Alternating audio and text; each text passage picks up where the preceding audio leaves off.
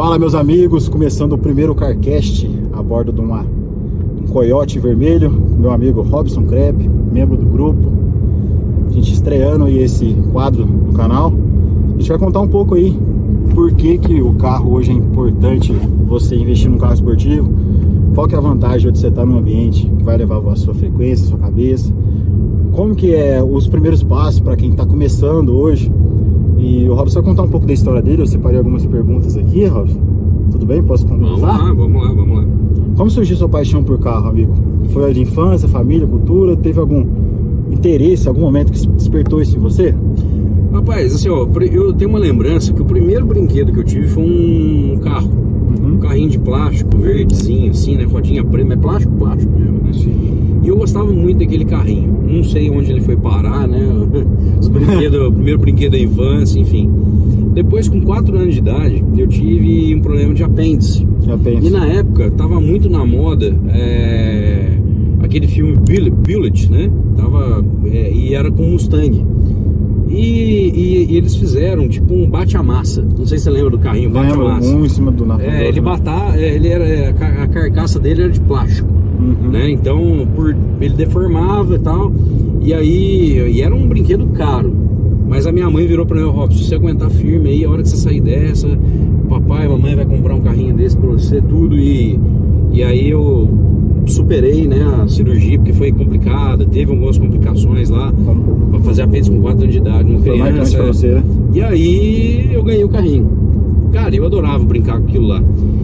E aí depois começou a paixão por carro ali, né? E meu pai, ele gostava muito da Ford, né? Muito da Ford. E ele gostava da Ford porque meu pai teve, eu acho que 13 Fuscas. Caraca, ele gostava de Ford, né? 13 Fuscas. E aí um dia, sei lá, ele falou que meu pai, coitado, era um contador, tudo. Aí ele passou num concurso para juiz, virou juiz de direito, já tava ganhando uma graninha boa, tal. Foi lá na Volks, foi maltratado. Meu pai era muito sistemático.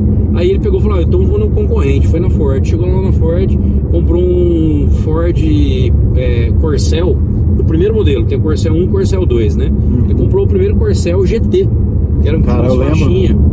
Aqui na cidade tinha um também, e aí ele comprou aquele carro lá e aí não saiu mais da Ford. E aí eu acho que eu conhecendo essas histórias dele, aquilo ali foi me empolgando bastante. Então eu nunca tive uma inspiração para gostar de carro. Naturalmente eu já gostava e sempre tive paixão por Ford por causa do meu pai gostar da marca, né? Transmitiu isso pra você, né? E depois eu fui vendo, a história da marca, a história dos carros da marca. Aí foi bacana, foi muito legal. Eu acho que começou por aí. Ah, bacana demais. E hoje você tá a bordo desse Mustangão aqui, mas e no começo, antes disso, o que você tinha? Como foi esse, tipo assim, um exemplo? O que te fez a ter um Mustang? Porque não foi do nada, né, que você ganhou o Mustang, foi tipo, você trilhou uma jornada. O que te fez? Foi. O que você já teve antes, assim, de algum carro?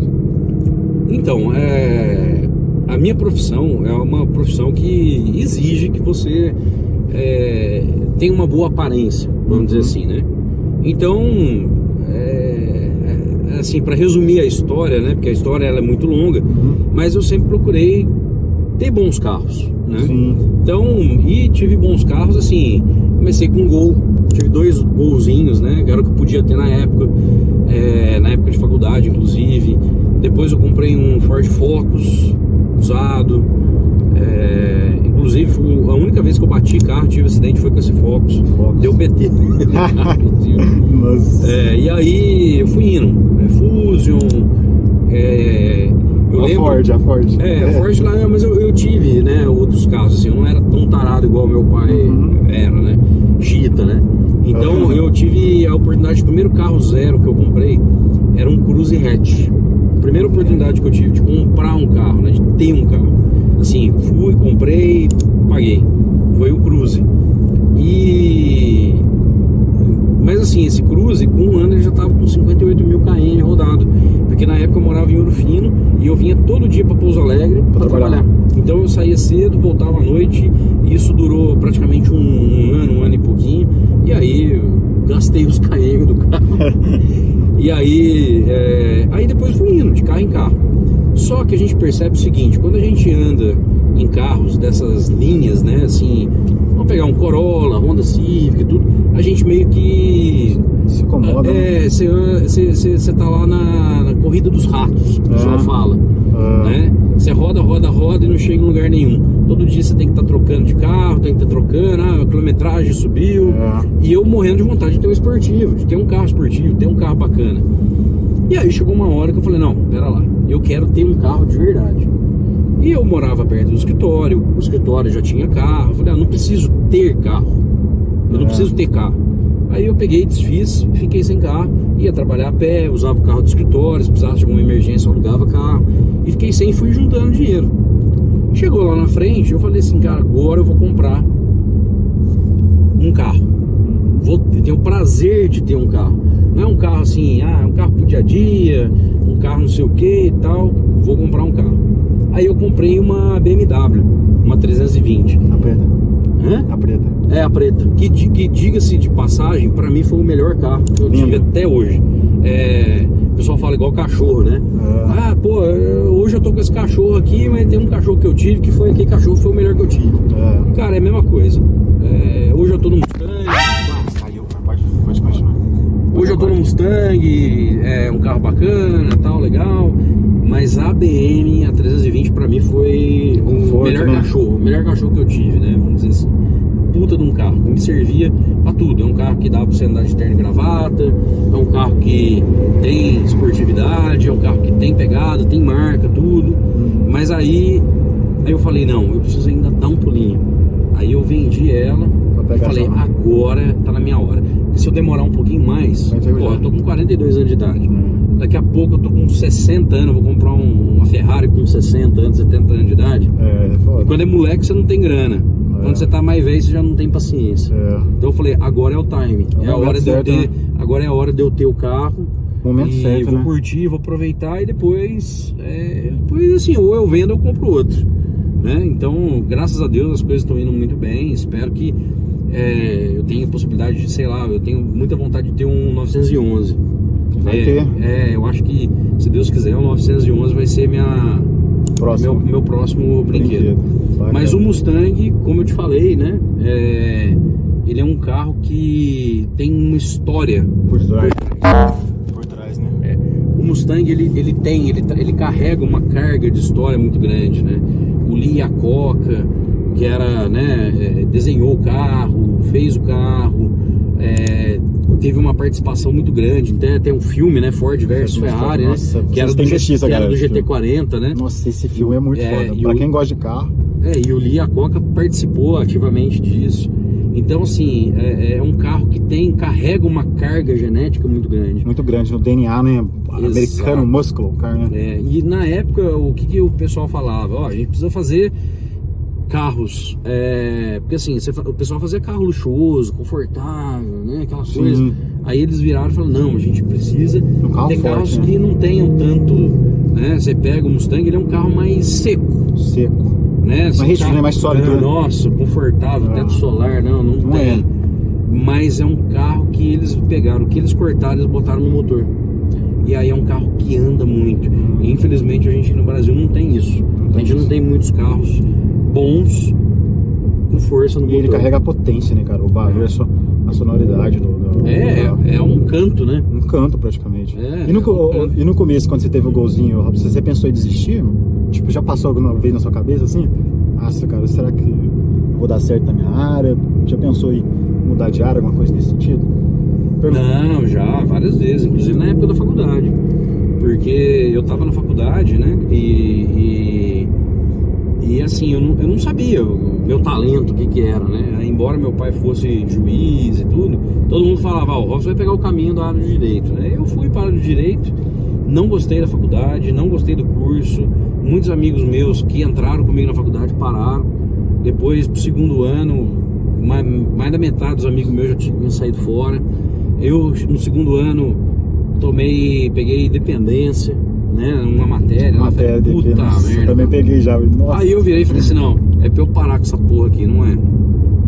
Mas no terceiro ano, um professor lá que dava uma matéria, eu gostei da matéria, e ele meio que foi um tutor meu. ô Robson, vamos, vem cá, você tem talento, vambora, vamos lá, vem fazer estágio comigo. E tinha gente que acreditava que você foi aí eu comecei a fazer estágio com ele. Depois comecei, quando eu formei, fui trabalhando com ele. E aí o negócio foi deslanchando. E eu queria até fazer concurso público. Tentei fazer concurso para promotor, para juiz, tudo. Mas chegou num ponto que o escritório já tava equilibrando. O escritório tava indo mais do que o concurso público. E aí eu falei, não, agora eu vou continuar na advocacia mesmo, né? Mas não era pelo dinheiro, era pelo tesão do negócio. Acho que é vocação. Né? Não era pelo dinheiro, não. Porque assim, graças a Deus eu tive um suporte muito bom. Seu pai, família. Pai, mãe, tudo e tal. Então eu nunca fui aquele cara assim, eu quero ganhar dinheiro, eu preciso de dinheiro. Não, então assim, não é falar que eu tinha costa larga, que eu não tinha. Meu pai, assim, nunca passou fome, né? Nunca passei fome, mas também não tinha. Nossa, meu pai vai resolver todos os meus problemas. Tanto é que quando eu comecei a trabalhar, eu ralei pra caralho, cara. Fui morar sozinho. É importante, né? Fui morar sozinho, tinha que aprendi a cozinhar, porque eu comia todo dia, cara. Feijoada enlatada. Chegou uma hora que eu falei, não aguento mais comer feijoada enlatada. Né? Tinha que lavar e passar minhas camisas. Então, assim, foi um período desafiador pra chegar até aqui. Foi um negócio novo, foi lá, entendeu? E o ambiente ajuda, né, também. Meu sócio é testemunha. As pessoas às vezes falam assim, ele tem um escritório grande hoje porque o pai ajudou. Meu sócio sabe que nós começamos do zero. A gente pegou dinheiro emprestado de banco para montar o escritório. Financiar o negócio. A gente chegou a abrir conta no banco. Só para financiar. Porque assim, a gente não tinha crédito. O que era o crédito? Não, cheque especial. Então, eu lembro direitinho, nós montamos uma conta no Santander e a gente conseguiu um limite lá de 15 mil reais no cheque especial. E era ganho. Isso uns 20 anos atrás, não, né? Não, isso aí foi uns 12 anos atrás. 10, 12 anos atrás. Cara, abrimos uma conta no banco. Eu peguei os 15 mil do cheque especial, ele pegou os 15 mil do cheque especial, a gente 30 mil. Com os 30 mil a gente montou a operação que a gente... E era virada... E aí, graças a Deus, a gente confiava muito, sabia que a gente tinha que trabalhar e chegou onde chegou. Top demais. Legal. E o ambiente ajuda muito também, né? Você ter um parceiro de negócio que influencia você pra frente. Porque às vezes sozinho, principalmente hoje a galera da geração que a gente tá agora, é muita informação, o cara não sabe por onde começar e tem dificuldade também até de conectar. Então o ambiente, você acha que ajuda muito o cara a crescer na vida? Com certeza. Porque você vai pegando inspiração no dia a dia. Inspiração, o que fazer, como fazer, com quem fazer. E aquilo ali vai te dando gás. Né? Vai te dando gás, vai te dando... lógico, o próprio Steve Jobs, né? Na época ele falava, cara, se você acordar todo dia você acorda, olha no espelho e fala, o que eu tô indo fazer tá me deixando feliz, vale a pena? Se você depois de 4 dias responder e falar que a resposta é não, então você tá no caminho errado, cara, muda. Exatamente, eu também penso a mesma coisa. Até caiu acelerando aqui. Mas meu amigo, muito obrigado pela entrevista. O primeiro estreando. Espero que você goste da história desse cara, que esse cara aqui, você espera cumprimentar, pelo menos cumprimentar ele. Um cara que tem uma energia muito boa, incentiva pra caramba. Vamos pra cima, pessoal. Deixa o like aí. E assim, cara, todo mundo, o carro é uma consequência. Um elo, né? É um elo, é uma consequência. Você não tem que trabalhar pra ter um carro. Infelizmente no Brasil, tudo é caro, imposto, PVA, gasolina, tudo não colabora, né? Mas... se você gosta, se você tem vontade, vai atrás que vai acontecer. E é bom. A gente pega, o pessoal anda de bicicleta, gasta 50 pau com bike. Tem gente que pega, gasta não sei quanto com raquete de tênis. É o tesão do cara, né? Cara, e não adianta, é o hobby. Então eu gosto de carro e o carro pra mim é um hobby. Né? Lógico, ainda continua sendo uma ferramenta de trabalho, que me ajuda, inclusive, né? Não é um fim, é um meio pra você. É um meio, mas ter um carro como esse, cara, não é impossível pra ninguém. Não é pra ninguém, pô. Pra ninguém, cara, pra ninguém. Todo mundo vai ter, todo mundo pode ter. É só acreditar. Só não faça loucura, né? Vou entrar no banco financiar o carro. Aí é cagado. 200 mil vezes, né? Mas é bom demais. O Henry Ford falava, se você acredita que pode ou não pode, qualquer um dos dois você tá certo. Você tá certo. Então estamos dando um Ford finalizando essa mensagem. Só mais finalizando aqui, estreando o primeiro CarCast dentro do Mustangão. Valeu demais, obrigado, irmão. Valeu, irmão, tamo junto. Vamos pra cima, não esquece de deixar o like aí. É nóis.